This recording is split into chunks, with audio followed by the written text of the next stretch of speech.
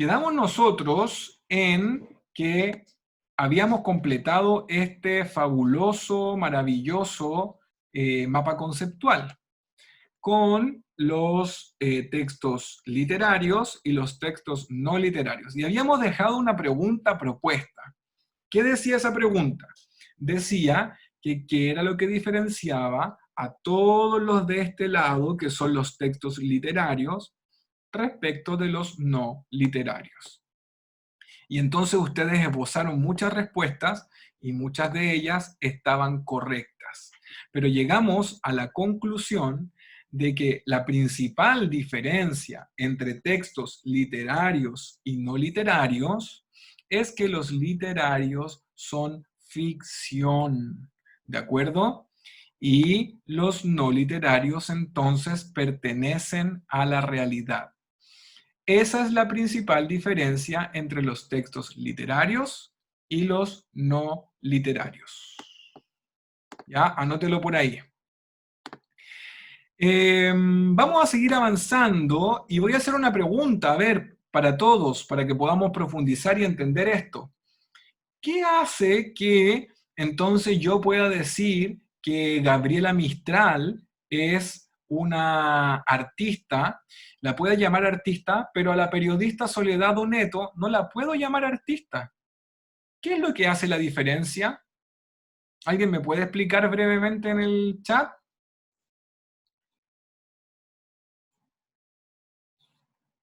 Ya, Benjamín Cárdenas dice que es capaz de crear, ¿cierto?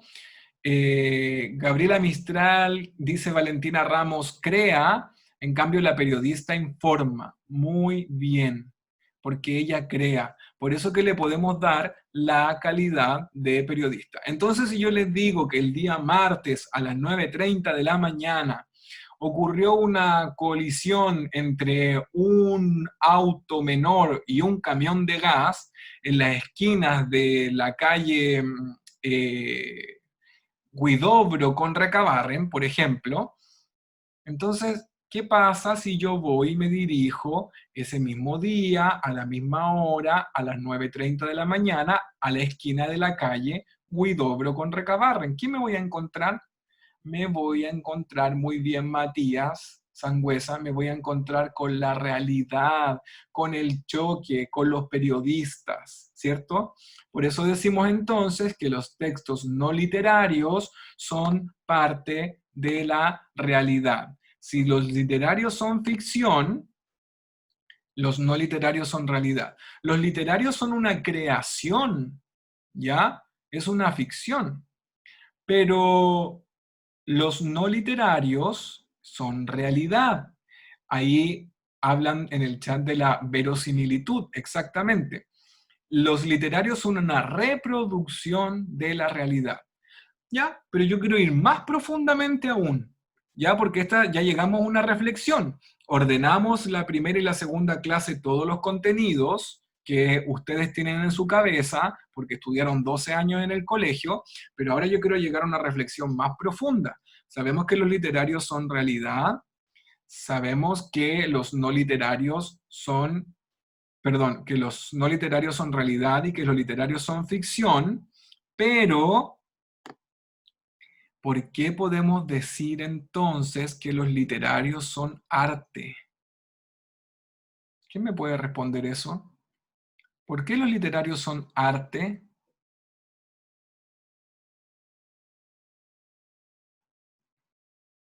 Muy bien, porque son creaciones, porque son creaciones artísticas. Entonces, cuando yo hablo de arte, muchachos, estoy hablando de un proceso de creación, ¿sí?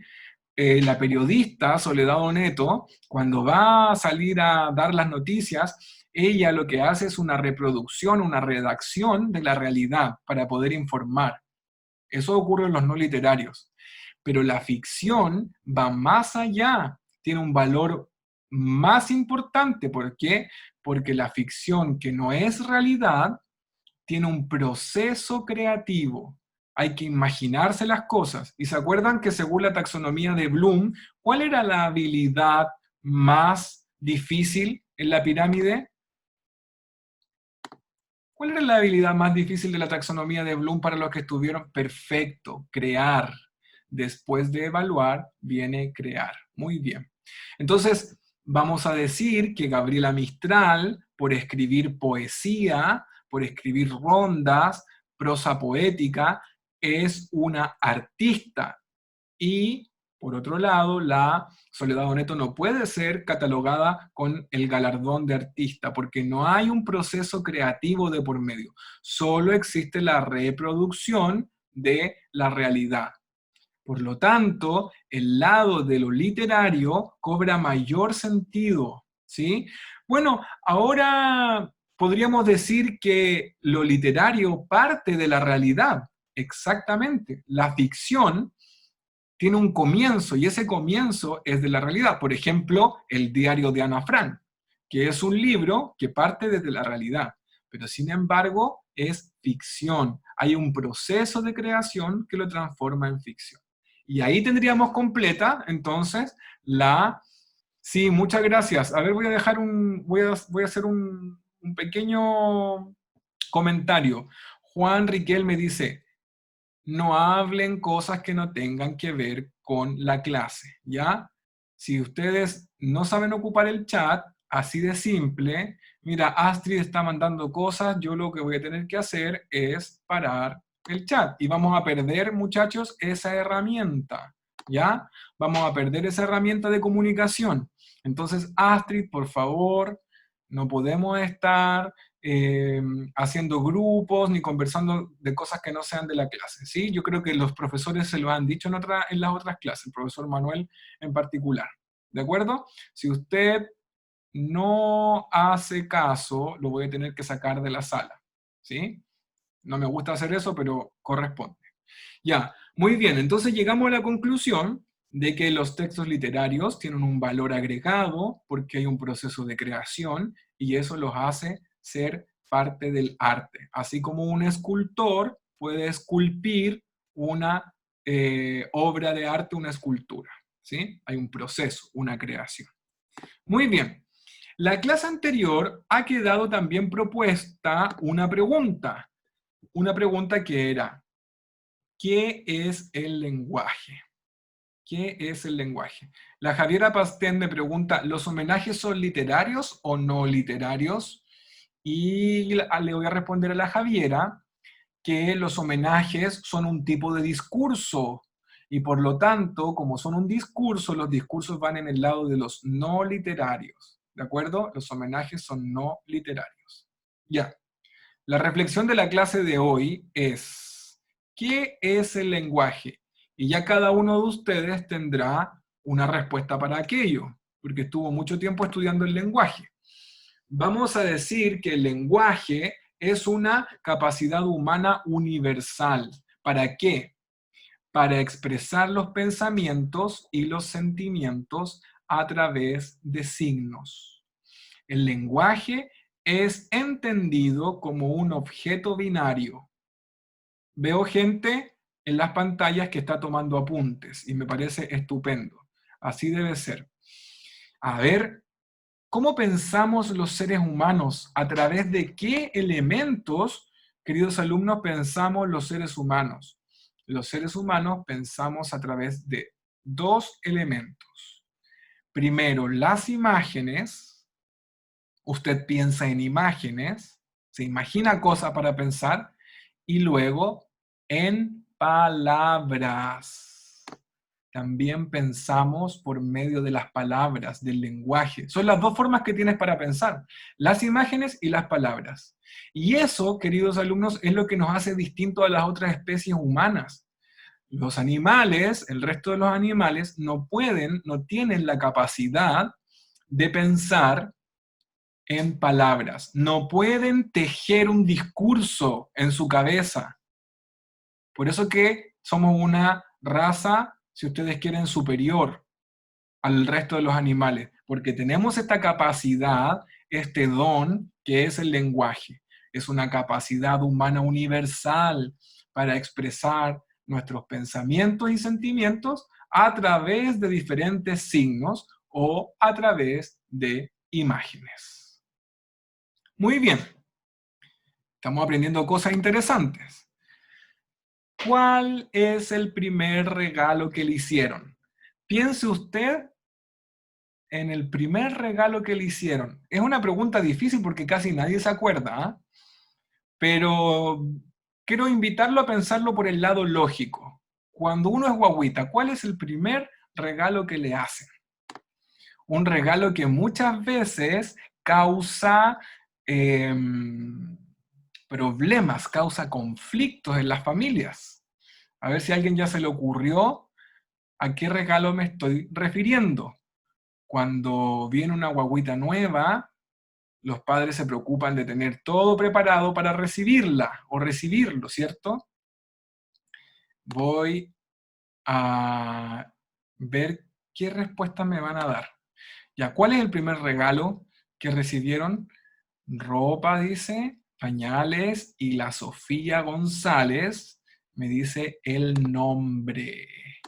Así es, muchachos. El primer regalo que por lo general nosotros recibimos es el nombre. El nombre que le van a poner a la guagüita. ¿Por qué? Porque el nombre es fundamental para poder referirse a la cosa nueva. Si no tienes un nombre, hay parejas que le dicen el pirigüín, por ejemplo, cuando no tiene nombre, la criatura, no sé, como ustedes quieran, pero para poder de alguna u otra manera llamar o hacer vivir a esta persona en el mundo, a esta nueva persona, debemos entregarle, regalarle el primer regalo, que es un nombre. Entonces ahí hay papás que pelean, que le quieren poner el mismo nombre de la abuela, no, es que mi mamá era muy buena, entonces tiene que llamarse igual que mi mamá, y la otra le dice, no, yo quiero un nombre raro, y así, pelea y pelea, pelea. Pero el nombre fundamentalmente es lo primero que se le regala a una persona, y que es un regalo que además no cuesta dinero. Por ejemplo, en Corea es muy típico que la gente, las familias, pagan para crear un nombre, le pagan a unas personas, es una costumbre cada vez más ocupada, que le pagan a las personas para crear un nombre para esta nueva persona. Hace tiempo atrás se descubrieron unas nuevas especies marinas en el sur de Chile. En el extremo austral de Chile se descubrieron unas nuevas especies marinas que, de las que no se tenía idea que existían. Entonces, uno de los científicos que la descubrió era el señor de apellido Carrasco, chileno, científico, que trabajaba creo que en la base antártica. Entonces, cuando se publicó en la revista especializada estas nuevas especies encontradas en territorio chileno, lo primero que hicieron fue bautizarlas, ponerle nombre. Y a una de esas especies les pusieron el pez carrascum, en homenaje al científico que las había descubierto. ¿Por qué, muchachos? Porque nosotros vivimos un proceso como seres humanos que se llama el proceso de nominalización. El proceso de nominalización dice que le ponemos nombre a las cosas. ¿Para qué le ponemos nombre a las cosas? Para traerlas a la realidad. Si algo no tiene nombre, es algo que para nuestra realidad no existe. ¿De acuerdo? Entonces, si usted tiene una mascota nueva, tiene que ponerle un nombre, porque para poder referirse a esa mascota nueva, necesita un nombre. Y así los seres humanos nuevos necesitamos un nombre, las especies que se descubren nuevas necesitan un nombre para que se cumpla a cabalidad el proceso de nominalización. ¿Y qué es el proceso de nominalización? Es un proceso que vivimos los seres humanos en el que vamos percibiendo el mundo, pero el mundo concreto a través del lenguaje abstracto. Y eso es lo que voy a explicar ahora. Esta clase básicamente es una clase de lingüística, ¿ya? Estamos estudiando lingüística. Entonces, el proceso de nominalización se da en los niños después de que nacen, cuando están íntimamente ligados a su familia más cercana, al papá, a la mamá y a los abuelos, particularmente, o a alguien que los cuide, un tío, una tía, una abuelita que los cuide, o una persona que los cuide. y a los niños se les va nominalizando el mundo y le dicen que él es el tata, con monosílabos. Ella es la mamá, el papá o la papa, ¿cierto? Cuando quieren leche, le dicen la papa. El papú, que es el auto, el teté, el chupete, y así a todos nos enseñaron, el guau, el perrito, etcétera. Nos enseñaron este proceso muy tierno, que es el proceso de nominalización, de ponerle nombre a las cosas y de la adquisición de la lengua materna, ¿sí? Ahora hay familias más cool que saben hablar varios idiomas, entonces tienen que repetir 3 veces lo mismo para que aprenda 3 veces la nominalización en diferentes idiomas. ¿De acuerdo? Los niños hasta los 2 años son capaces de aprender hasta 4 idiomas a la vez. Eso es un estudio lingüístico que está más que comprobado. Entonces, ahí es cuando hay mamás que no saben hablar inglés, pero contratan a una nana, por ejemplo, que le hable en inglés todo el día al niño, para que el niño o la niña sepa hablar el lenguaje materno y el inglés, por ejemplo. Ya, ¿todo por qué? Porque nosotros vivimos un proceso que se llama el proceso de nominalización, ¿de acuerdo? ¿Qué es lo que es este proceso? Es la adquisición del lenguaje para poder llamar a lo que es concreto de manera abstracta. El lenguaje es abstracto, ¿sí? Está en nuestra cabeza, así como los pensamientos, como las imágenes están en nuestra cabeza, pero la concreción está en el mundo real. ¿Ya? Y desde que somos pequeñitos vamos viviendo. ¿Y cómo se logra completar este proceso? Por medio de la repetición. Y se acuerdan ustedes que en la taxonomía de Bloom, ya la comentamos con la Gabriela, que decíamos que era una creadora, que era la habilidad más difícil. ¿Cuál es la habilidad más sencilla en la taxonomía de Bloom? A ver, voy a mirar el chat. Bien, recordar. Muy bien, entonces el proceso de nominalización nos dice que por medio del recuerdo nos vamos acordando de los nombres que tienen las cosas y asociamos un animal peludo de 4 patas con el guau. Ese es el perro. Y así sucesivamente. Bien, y es así entonces como nace el lenguaje, ¿ya? Independiente del lenguaje que sea. Pero hay una cuestión fundamental que nos permite llevar a cabo este proceso de nominalización, de ponerle el nombre a las cosas, de hablar de el pez carrascum, por ejemplo, a raíz de este nuevo descubrimiento. Y ese proceso es válido gracias al signo lingüístico, póngalo como título en sus apuntes, porque vamos a hablar del signo lingüístico.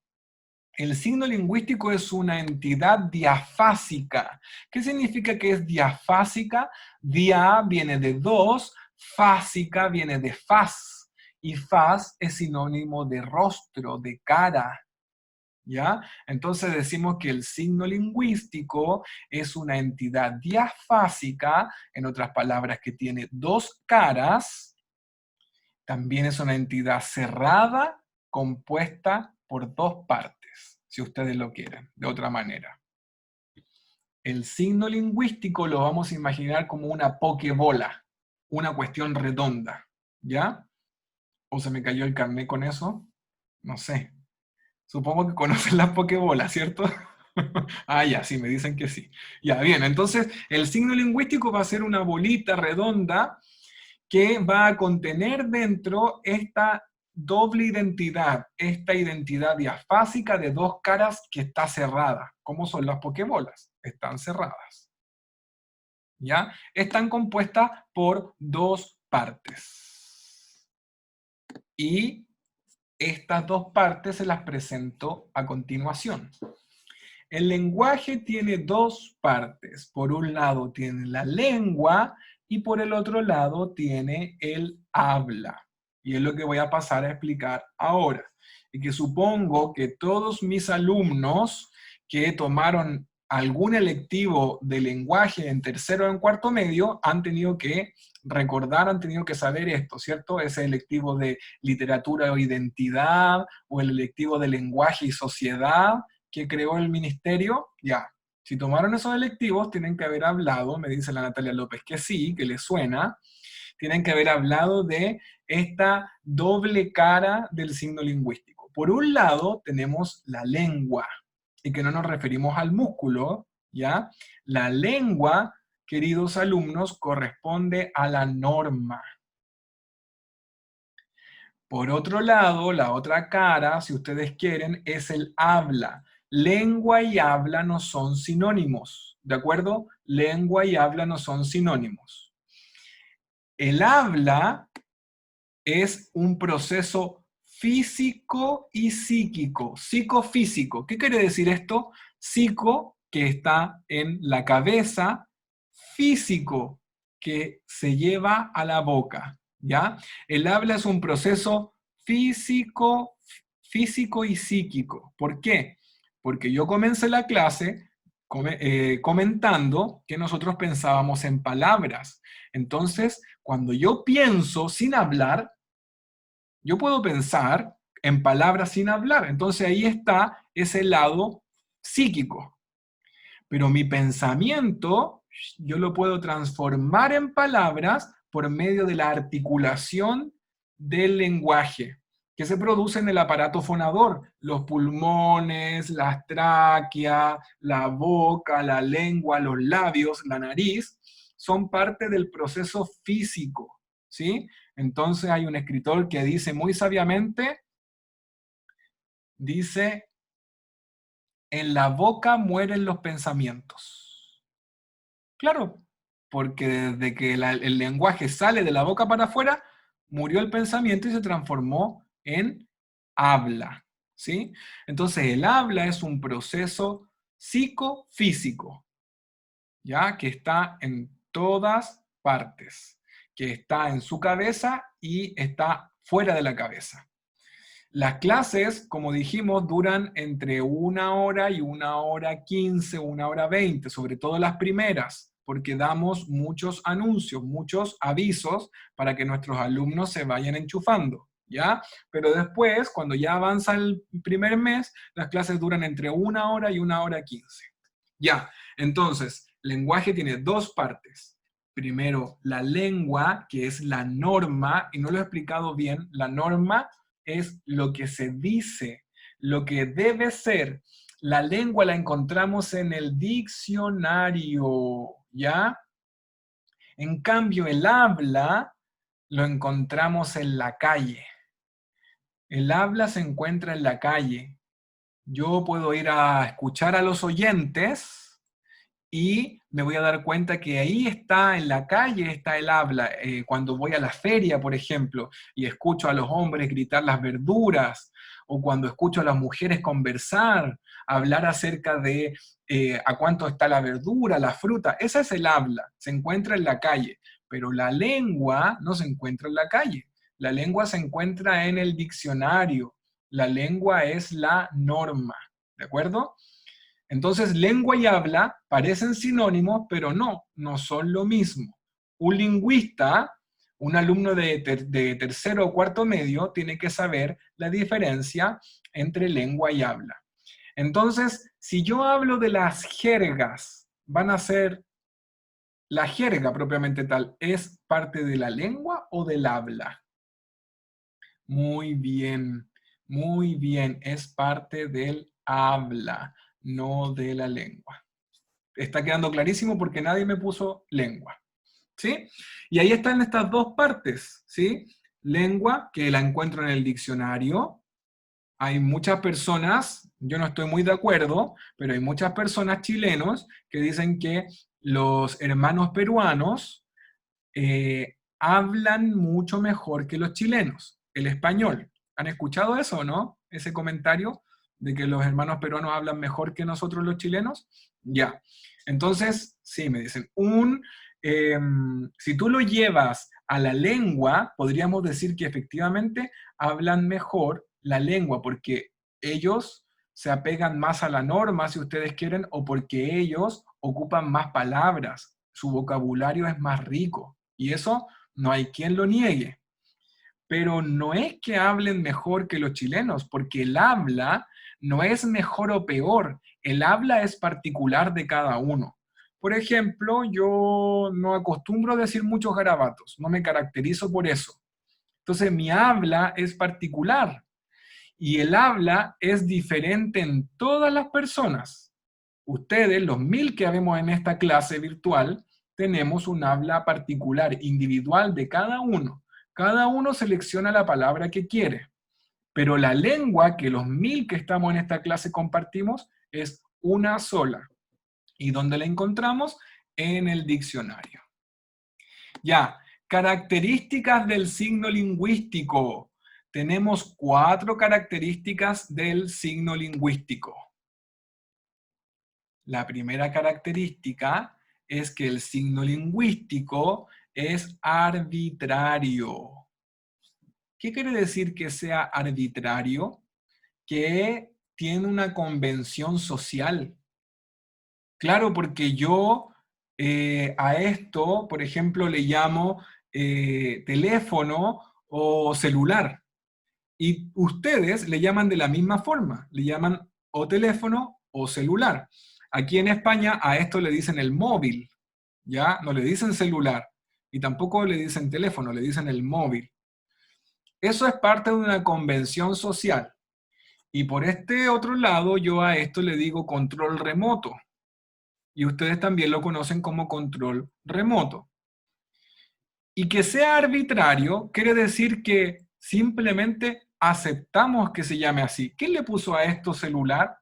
¿O quién llamó a esto control remoto? No lo sabemos y tampoco nos interesa. Simplemente, como el lenguaje es arbitrario, lo aceptamos. Pero eso nos sirve mucho, porque como todos le llamamos celular al celular, podemos entender a qué nos estamos refiriendo. Así que es fundamental que el lenguaje sea arbitrario. Si no lo fuese, no existiría el lenguaje propiamente tal. ¿Ya? Es arbitrario, entonces que a la mamá se le llame mamá, y cuando comienza el proceso de nominalización de las guaguitas, le dicen mamá, papá, tata, mama. ¿Ya? Eso es arbitrario. Por otro lado, el signo lingüístico como segunda característica es un signo lineal. Y esto ya se pone un poquitín más complejo de entender. ¿Qué significa que el signo lingüístico sea lineal? Significa básicamente que se mantiene o evoluciona en el tiempo. Tiene esas dos opciones. Por un lado tenemos una línea que es el tiempo. Ya, supongamos 1800, 1900, 2000, 2100, bla, bla, etcétera, etcétera, etcétera. Y el tiempo transcurre. El tiempo no para nunca, ¿cierto? Nadie puede parar el tiempo. El tiempo avanza. El lenguaje va en una línea paralela al tiempo. Por eso que se dice que es lineal. Pero puede que el lenguaje que es lineal se mantenga en algunos aspectos o puede que evolucione. Y vamos a ver más adelante en otras clases de que el lenguaje se ha mantenido, pero también ha evolucionado. Y es por eso que yo, por ejemplo, los podría invitar a un carrete y ya no los estaría invitando a un malón, ¿cierto? ¿Por qué? Porque el lenguaje, como es lineal, ha evolucionado. Y seguramente tu abuelo o tu abuela fueron a un malón y nosotros iríamos a un carrete. ¿Se dan cuenta o no? Y ahí hay parte de esta evolución lineal.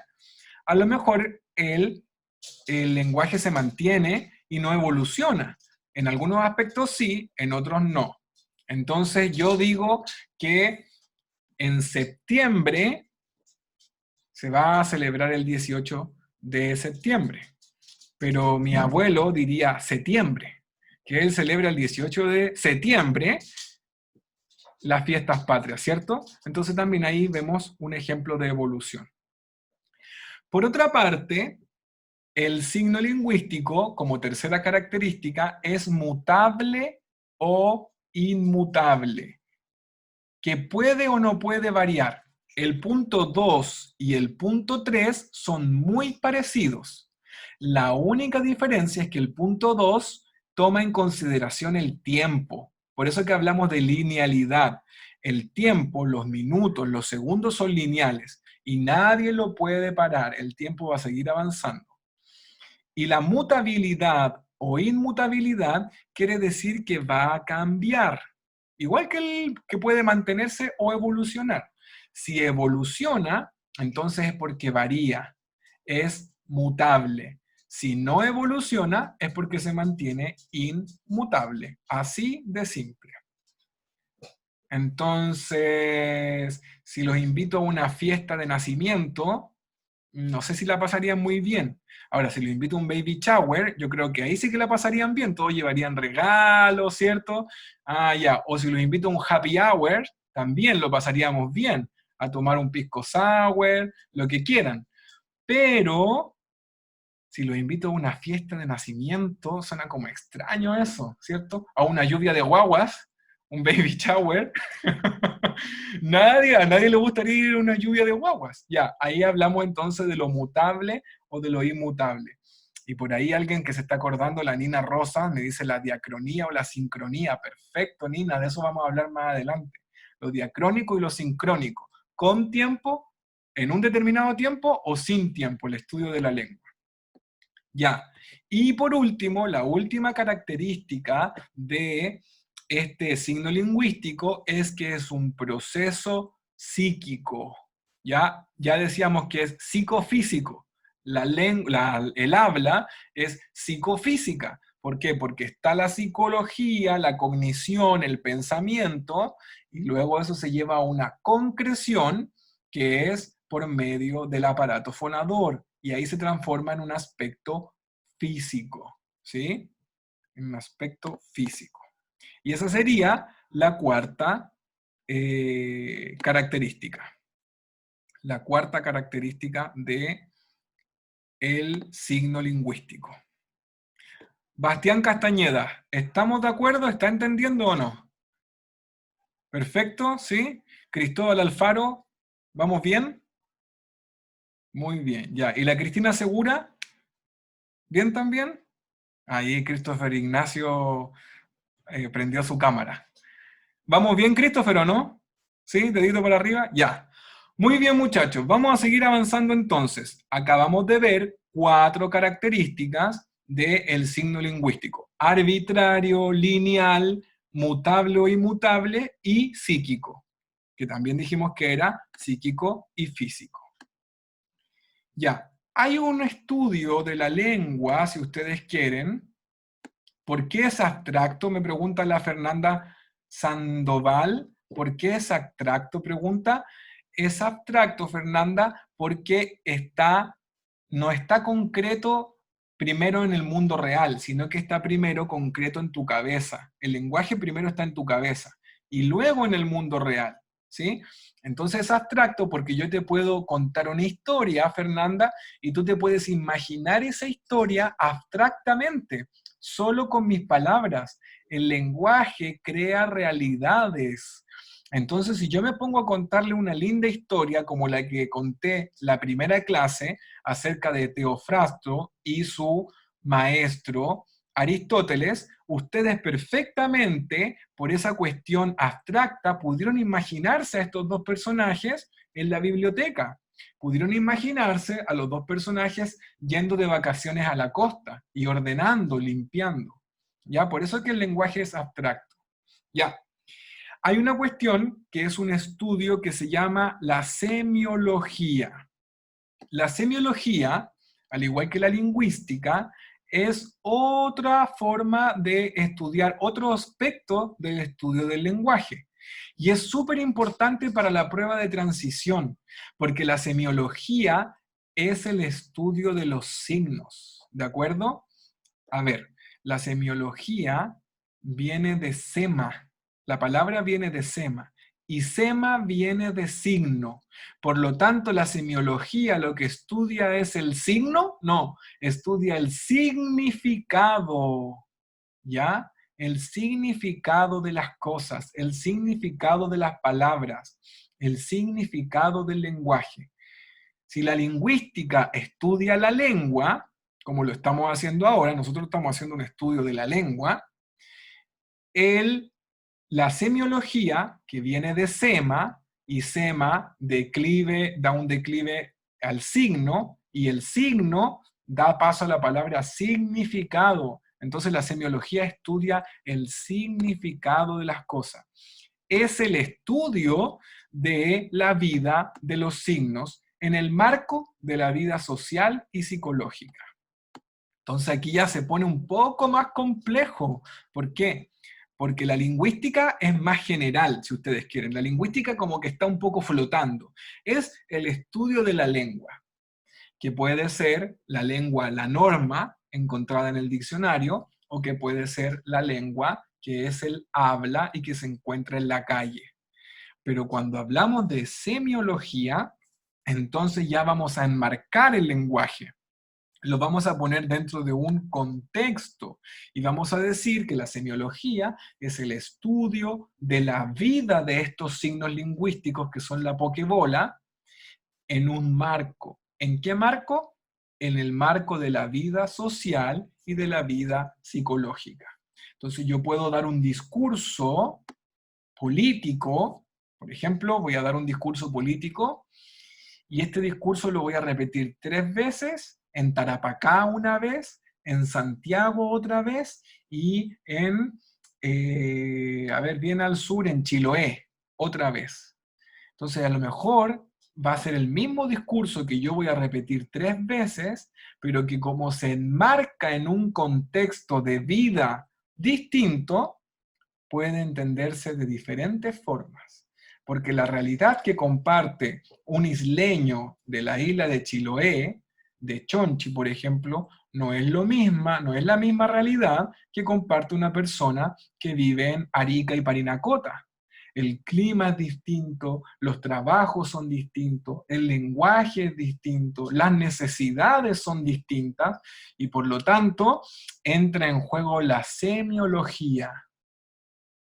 Y les prometo, dice el político, que ninguno de los 365 días del año les va a faltar agua potable.